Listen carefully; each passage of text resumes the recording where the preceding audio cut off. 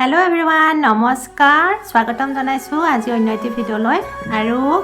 যাবলৈ ওলাইছোঁ হনুমান মন্দিৰত আজি মঙ্গলবাৰ আৰু মই লৈছিলোঁ তিনিদিনীয়াকৈ হনুমান চালিসা সংকল্প আৰু তিনিদিনীয়া হনুমান চালিসা সংকল্পটো সোমবাৰে শেষ হৈ গ'ল মই শনিবাৰৰ পৰা লৈছিলোঁ সংকল্প ল'লে মানে নহ'লে শনিবাৰ নহ'লে মঙ্গলবাৰ পৰা ষ্টাৰ্ট কৰিব লাগে মই শনিবাৰ পৰা কৰিছিলোঁ আৰু মোৰ মানে গোটেইখিনি আৰু সবফালে মিলাই কৰি পিনি লৈছিলোঁ কাৰণ মই সোমবাৰেও ব্ৰত ৰাখোঁ আৰু আমাৰ মাজতে কৰবাচত পৰিছিলে হেতু কাৰণে দুদিনীয়াকে মইতো ব্ৰত থাকিবই লাগিব হেতু কাৰণে মই মিলাই পিনি আৰু হনুমান চালিসা পঢ়িলে মানে যেতিয়া সংকল্প লয় তেতিয়া মানে আমি সম্পূৰ্ণ নিৰামিষ মানে এটোৱে যাতে ৰসুন পিয়াজু খাব নালাগে ঘৰত বনাব নালাগে মানে হেখিনি মানিব পাৰিলে মানে ভাল কাৰণ হনুমানজি একেবাৰে পুৰুটো সম্পূৰ্ণ ব্ৰহ্মচাৰী আছিল নহয় জানো হেতু কাৰণে আৰু 3 দিন একোৱে পিয়াজ ৰসুন একো খোৱা নাছিলো বাকিটো আমি একো নাখাওয়ে ঘৰত কিন্তু পিয়াজ ৰসুনো হি 3 দিন আমি কোনোৱে খোৱা নাছিলো আৰু সম্পূৰ্ণ ধুনিয়াকৈ হৈ গ'ল মোৰ 3 দিনীয়া সংকল্প আসলতে কি হয় হেতু নিজে মানে বিশ্বাস কৰিব লাগিব এটা মই বিশ্বাস কৰি পিনি হনুমান চালিসা সংকল্প লৈছো আৰু এটো নহয় যে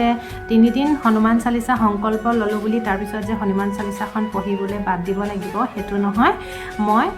ইনিও পঢ়ি থাকো বেলেগ মানে মই ডেইলি পঢ়ো কেতিয়াবা ৰাতিপুৱা পঢ়ো কেতিয়াবা সন্ধিয়া সময়ত আৰু হনুমান চালিসা পঢ়িবৰ কাৰণে এটো নহয় যে এটা টাইমতে পঢ়িব লাগিব নহলে ৰাতিপুৱা নহলে সন্ধিয়া পঢ়িলে হৈ গ'ল হেতু কাৰণে মানে মোৰো এনেকুৱা বহুত কিছুমান হৈ গৈছিলে মোৰ দেউতাৰ লগত মানে বহুত মই ডিপ্ৰেছনত গুচি গৈছিলোঁ আৰু এতিয়াতো দেউতা নাই আৰু দেউতা নাই কিবা কৰি নহয়তো ভালকৈ থাকিবই লাগিব নহয় জানো আৰু মই মানে বহুত বেছি ভাগি পৰিছিলোঁ হেতু আসলতে বুজাই ক'ব নোৱাৰিম মানে যাৰ লগত হয় আৰু হিহে গম পায় হলো এতিয়া বাদ দিছো আৰু হেখিনি নকওঁ হোৱা যেটো হৈ গ'ল কিন্তু আঘাতটো বহুত বেছিকৈ পালো মানে এটা একদম সদমা পোৱা বুলি যে কয় হেখিনি আৰু যেতিয়া দেউতা যিদিনাখন দেউতা গুচি গৈছে সেই যোৱা দিনাখনো মই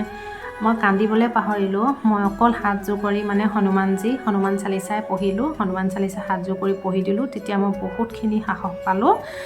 মানে মোক হনুমানজিয়ে বচালে হেখিনি সময়ত নহলে মানে মোক কি হ'ল হেতেন মই নিজে ক'ব নোৱাৰো আৰু মই মানে একদম নকন্দা হলো মানে হেখিনি সময়ত আৰু মানে এটা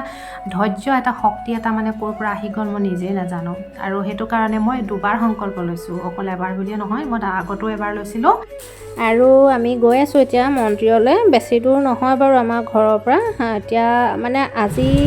অকনমান মানুহ মানে আৰু এভাগ মন্দিৰ আছে আমাৰ থানা চাৰিআলিৰ ওচৰতে আমি থানা চাৰিআলিলৈ নাই ইয়াত হনুমান গল্লি বুলি কয় এই মন্দিৰ ভাগলৈকে গৈছো ইয়াত অকনমান ভিৰ ভাৰটো কম হয় আৰু মানুহৰ আৰু এতিয়া ধুনীয়াকৈ চাকি লৈ লওঁ ঘিউ চাকি লৈ লৈছোঁ লগতে সেন্দুৰ ধূপ লাই তাতে আছে আৰু প্ৰসাদ আমি লৈ আহিছোঁ লাড্ডু আৰু এতিয়া যাওঁ সোমাই পিনি মন্দিৰ ভাগৰলৈ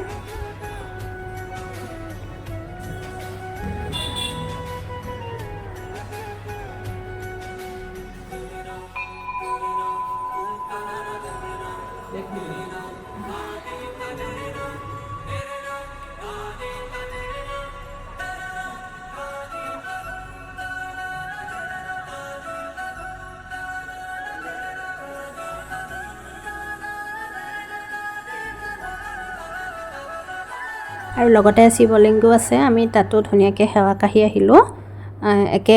একেটা মন্দিৰতে আছে ফালে সাইডত আছে ভাল লাগিলে আনন্দি